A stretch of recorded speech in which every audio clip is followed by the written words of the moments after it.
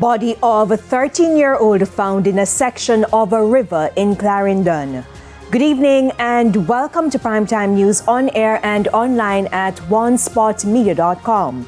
Special welcome as well to our viewers on TVJ International in the Cayman Islands. I'm Andrea Chisholm.